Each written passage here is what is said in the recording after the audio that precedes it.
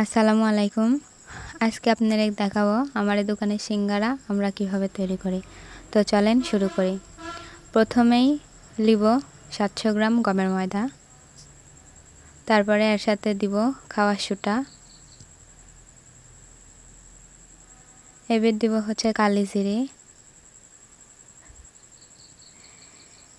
একটু লবণ দিব,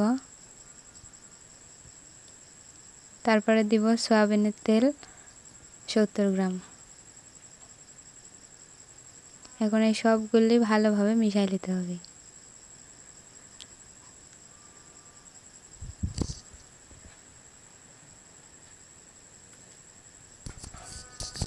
ভালোভাবে মিশিয়ে নেওয়ার পরে দেখেন দলা পাকায় দেখতে হবে যে এটি ঠিক আছে নাকি।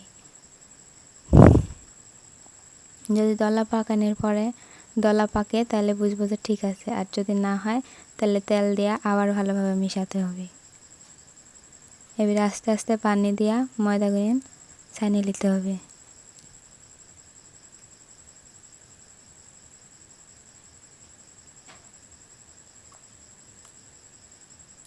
খুব ভালোভাবে আস্তে আস্তে ছানিয়ে নিতে হবে, নরম যাতে না হয় সেইভাবে ছানিয়ে নিতে হবে। এখন ময়দাগুলি আমরা গোল গোল করে ভাগ করে নেব। আমার এখানে 700 গ্রাম ময়দা আছে, এই ময়দাতে আমরা 35টা গুটি করব। এবার ময়দাগুলি ভালোভাবে বইলে নিতে হবে। প্রত্যেকটা গুটি থেকে 2টা করে সিঙ্গারা হবে।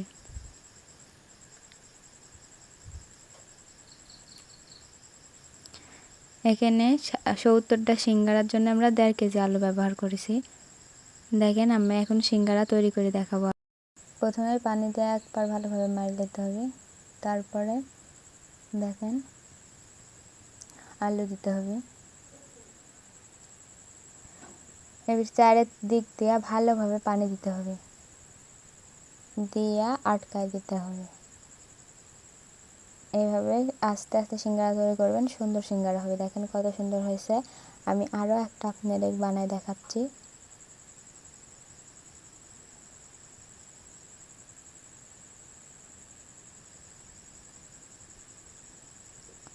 এভাবে সব গ্রিন সিঙ্গারা আপনারা আস্তে আস্তে বানিয়ে নেবেন।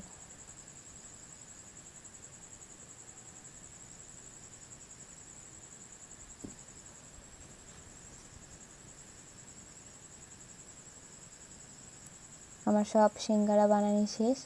এখন আমি এগুলি ভাজতে নিয়ে যাব। আস্তে আস্তে তেলের মধ্যে দিতে হবে, আর তেলের হিট খুব বেশি রাখা যাবে না, মিডিয়াম রাখতে হবে। খুব বেশি করলে সিঙ্গারা কিন্তু নষ্ট হয়ে যাবে, কালো হয়ে যাবে, খেতে ভালো লাগবে না।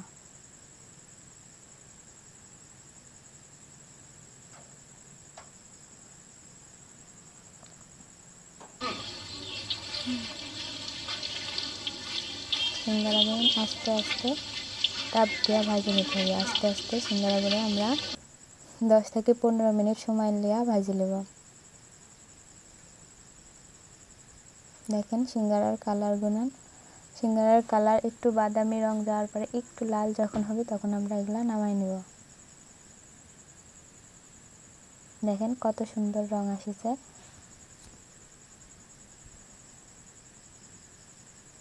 আমি একটা ভাঙে দেখাচ্ছি, দেখেন কত সুন্দর নরম হয়েছে। তো বন্ধুরা আমার পাশে থাকবেন, আমার চ্যানেলটা সাবস্ক্রাইব করবেন। আজকে এই পর্যন্তই। আল্লাহ হাফেজ।